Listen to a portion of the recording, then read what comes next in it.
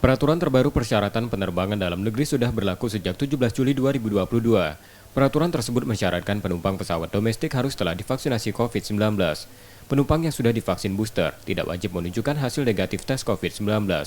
Namun bila baru divaksin dosis kedua, penumpang harus menunjukkan negatif tes antigen atau PCR. Sementara jika baru divaksin dosis 1, penumpang harus menunjukkan negatif tes PCR. Sejak beberapa waktu lalu, Bandara SMB 2 Palembang telah mensosialisasikan aturan terbaru ini. Untuk mendukung regulasi itu, pihaknya juga telah menyiapkan fasilitas vaksinasi booster di area check-in, serta fasilitas tes antigen dan PCR di Skybridge Bandara. Namun penumpang disarankan untuk melakukan tes atau vaksinasi booster sehari sebelum keberangkatan.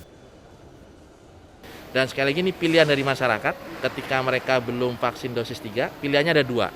Apakah akan melakukan tes COVID-19 dengan antigen ataupun PCR, atau melakukan booster vaksin ketiga. Nah, ini sudah kita fasilitasi. Syarat ini disambut baik karena mempermudah penumpang, khususnya yang sudah divaksin booster.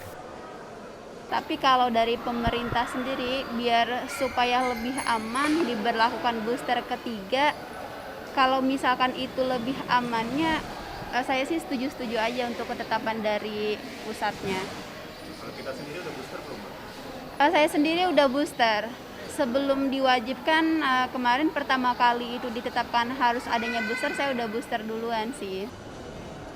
Pengelola bandara berharap peraturan terbaru ini tidak berpengaruh pada trafik penumpang yang kini berangsur membaik. M. Rizky Nurmizan, Kompas TV, Palembang, Sumatera Selatan.